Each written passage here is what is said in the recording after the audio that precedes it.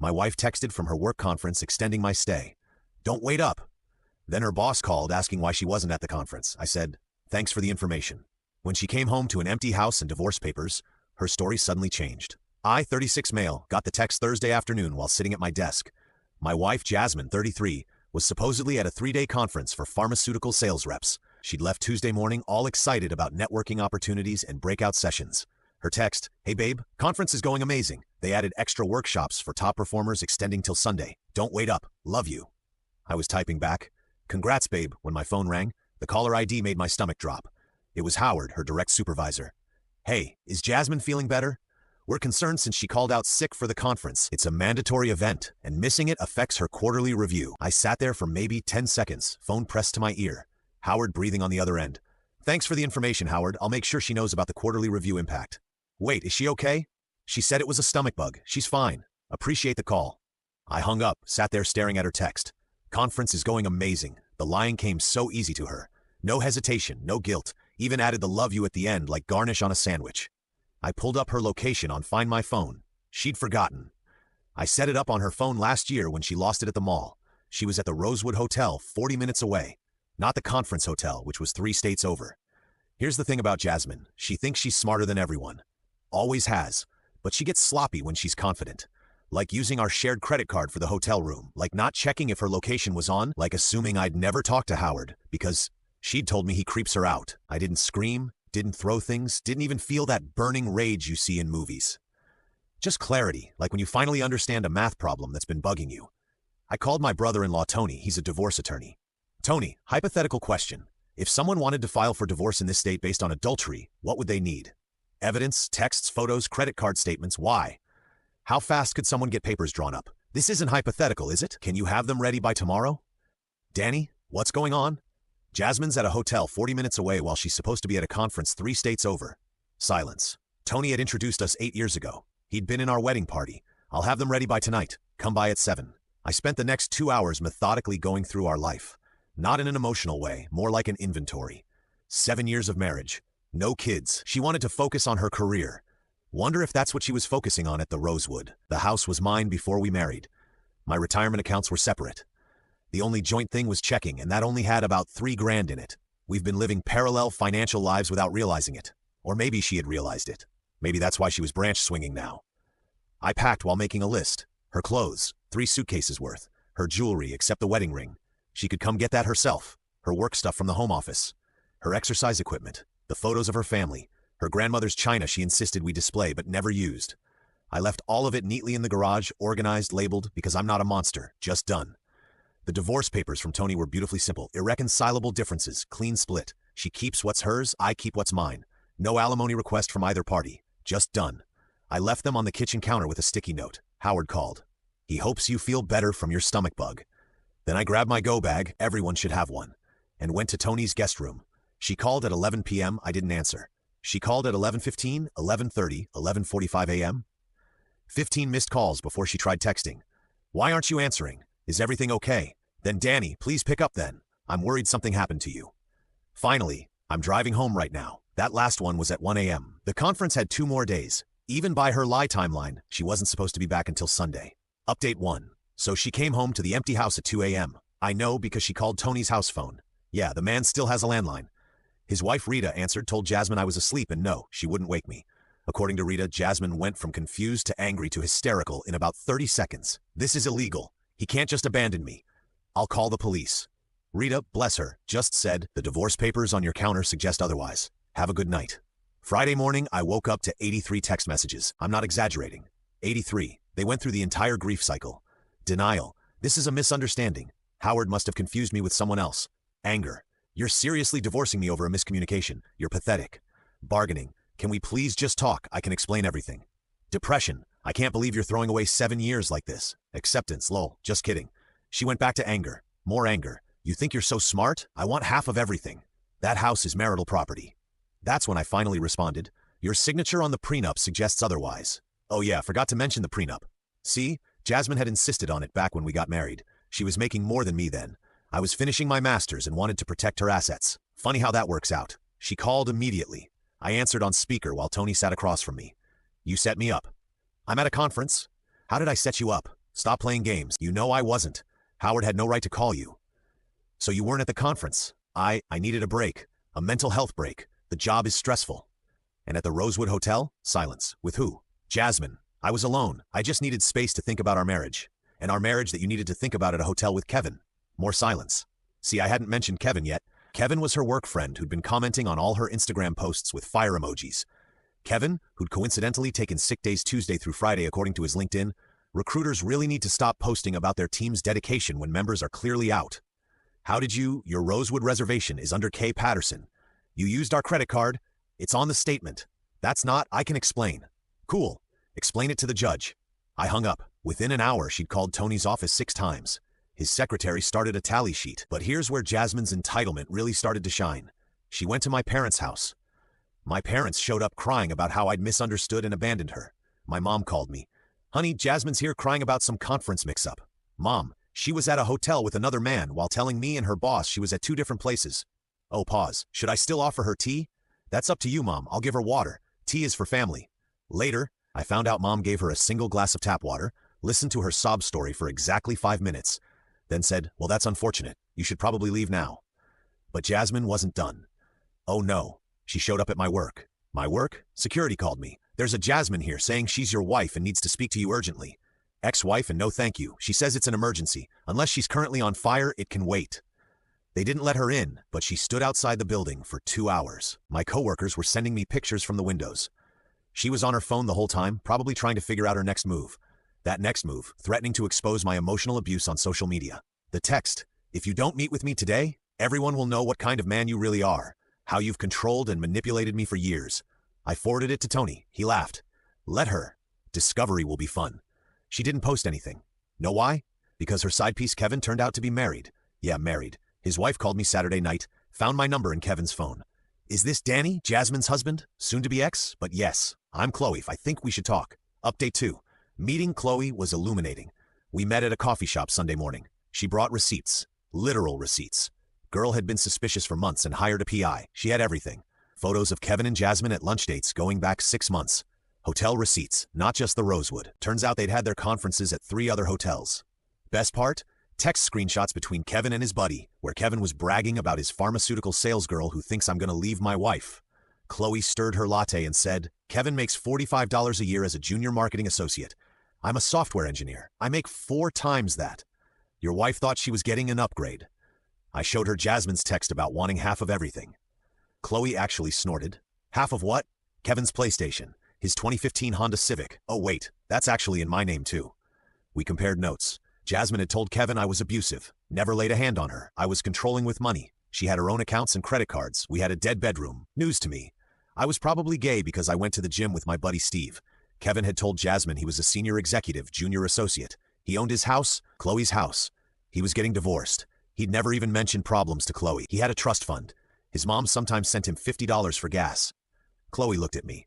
They deserve each other, honestly. What are you gonna do?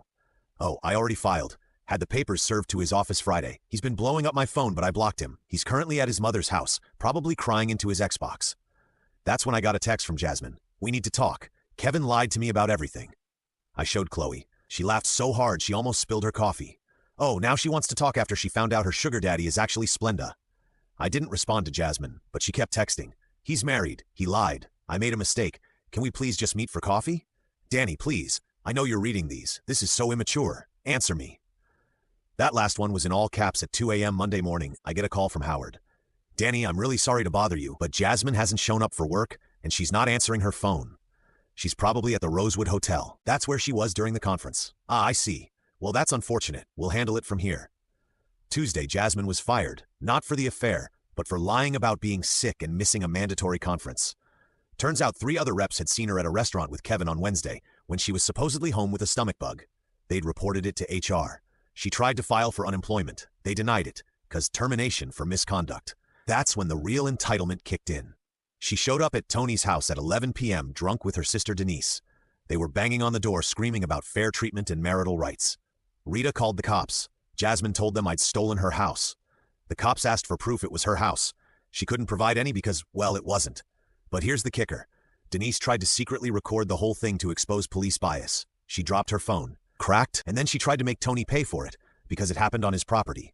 Tony, the lawyer, just laughed and handed her his business card. Sue me. Wednesday, I get a call from my bank. Someone tried to access my accounts claiming to be me. They had my social, my birthday, but couldn't answer the security questions. Mom's maiden name. I'd used a fake one specifically for this reason. 3 guesses. Who? The bank froze the attempt and called the police. Fraud is a felony, FYI. But Jasmine wasn't done. She was just getting started. Update 3. The fraud attempt was the least of it. Jasmine decided if she couldn't have her old life back, she'd create a new narrative. She started a blog called Surviving Narcissistic Abuse, My Journey. I kid you not, a whole-ass blog. She wrote these long posts about how I'd isolated her from friends. She still went to girls' nights every week, controlled her finances. She had her own accounts I never touched, and emotionally manipulated her into seeking comfort elsewhere. That's a special kind of logic. My favorite post was titled The Conference That Saved My Life, where she claimed she'd gone to a women's empowerment conference instead of the sales one. And that's where she'd found the strength to leave me. She forgot that the hotel receipts showed her checking in with Kevin under his name. Qley found the blog first and sent me screenshots with crying, laughing emojis. Look at this part where she says Kevin was her life coach who helped her see her worth. Danny, the man, can't even coach himself to pay his car insurance on time. But the blog wasn't just lies, it was a donation grab. She'd set up a GoFundMe. Wait, no, you said no GoFundMe plots. Scratch that. She set up a paid subscription service for exclusive content about healing from abuse. $9.99 a month to read about how terrible I was. 17 people subscribed, including my lawyer, Tony, who needed the evidence. Thursday, things escalated. Jasmine recruited her mom, Patricia. Patricia called my work, my actual workplace, pretended to be a client to get past reception, then unleashed a tirade about how I was destroying her baby girl. My boss pulled me aside. Danny, I don't know what's going on in your personal life, but this needs to stop. I showed him the divorce papers, the hotel receipts, everything. He was quiet for a minute. Your mother-in-law sounds unhinged. We're blocking her number. If she shows up, we're calling security. She showed up the next day with Denise and Jasmine's cousin, Marie. They tried to storm the building like it was Area 51. Security stopped them at the door. Patricia actually told the security guard, a 6'4" former Marine, that he was perpetuating toxic masculinity by denying them access to their family. He just pointed to the no trespassing sign. They set up camp outside with signs, actual signs. Danny is an abuser. And justice for Jasmine. And my personal favorite, honk if you support women. Nobody honked. My coworker Blake took a video of Patricia trying to explain to a confused food delivery driver why he should refuse to bring me lunch. The driver just wanted to know where the entrance was. The police showed up after about an hour. Patricia tried to claim it was a peaceful protest. The officer pointed out that blocking a business entrance wasn't peaceful or legal. They left, but not before Marie shouted that I'd rue this day. Real? Who says rue? That night, I got a text from an unknown number. This is Patricia. You have 48 hours to take Jasmine back or I'm calling every future employer you ever have. I forwarded it to Tony. He forwarded it to the police. Blackmail is also illegal. Friday afternoon, Kevin reached out. Kevin, hey man, I know things are complicated right now, but can we talk man to man? I met him out of pure curiosity. This walking red flag in a cheap suit wanted to talk man to man. We met at a sports bar. He showed up in what was clearly his impressive outfit, a button-down that still had the fold creases from the package and jeans with those fake distressing marks. Look, Danny, I want to apologize. Jasmine told me you guys were separated. We weren't, right? Yeah, so here's the thing. She's staying at her mom's now, and she's kind of a lot, and she keeps calling me about getting back together. But Qley took everything in the divorce. I'm living with my mom. I deliver pizzas on weekends now for extra cash. Still not seeing how this is my problem. He leaned forward, lowered his voice. Can you just take her back? Tell her you forgive her. She won't leave me alone and I'm trying to move on.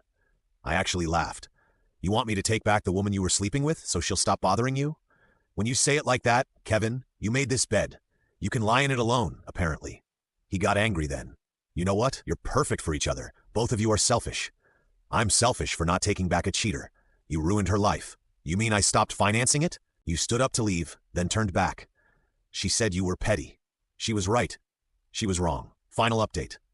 The divorce was finalized yesterday. Jasmine showed up to court in a white pantsuit like she was going to a celebration instead of a divorce hearing.